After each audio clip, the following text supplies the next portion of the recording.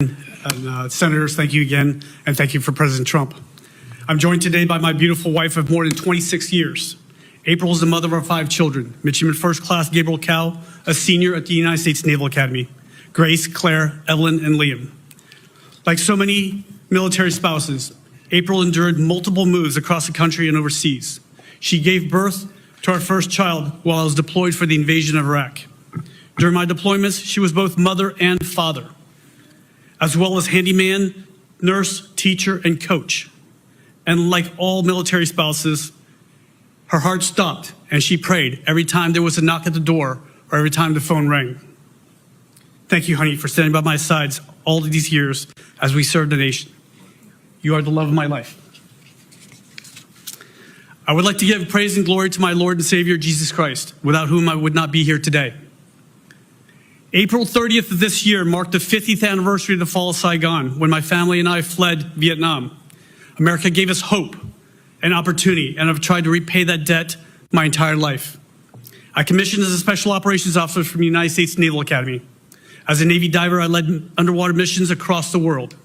As an EOD technician, I defused bombs for our SEAL teams and Special Forces teams in Iraq, Afghanistan, and Somalia. I spent several tours in the Pentagon, writing requirements and later programming the Navy's budget. I saw firsthand the breakdown of our acquisitions process, which precludes us from outpacing our enemies.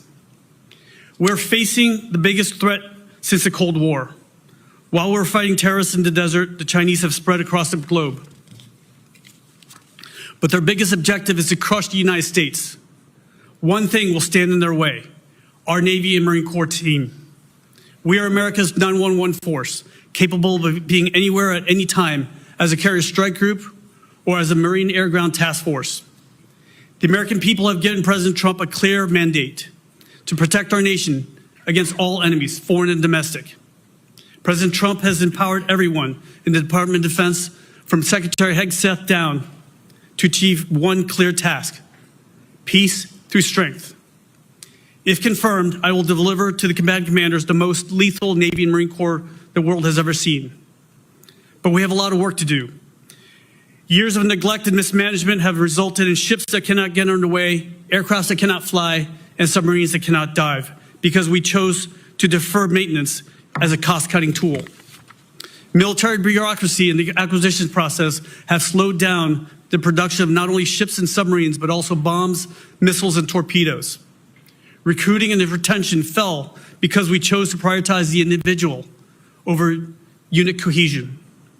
We must restore the warrior spirit that my generation relied on as the core of our ethos. We must restore America's fighting force. Senators, we have a generation eager to serve and sacrifice for this nation. They grew up in the digital age where technology evolved at quantum speed. They deserve the best training and weapons available. Their intrinsic desire to solve problems using technology should not be stifled by red tape. I ask this Congress to embrace bold new ideas and be ready to move out with a purpose. We cannot solve the problems of tomorrow with the solutions of yesterday. Take it from this warrior. War must be the last resort. But if war comes, let it be swift and decisive. If confirmed, I will work with industry to build capacity in ship, aircraft, and submarine production. And where capacity falls short, our capabilities in electronic warfare and hypersonic weapons will overcome.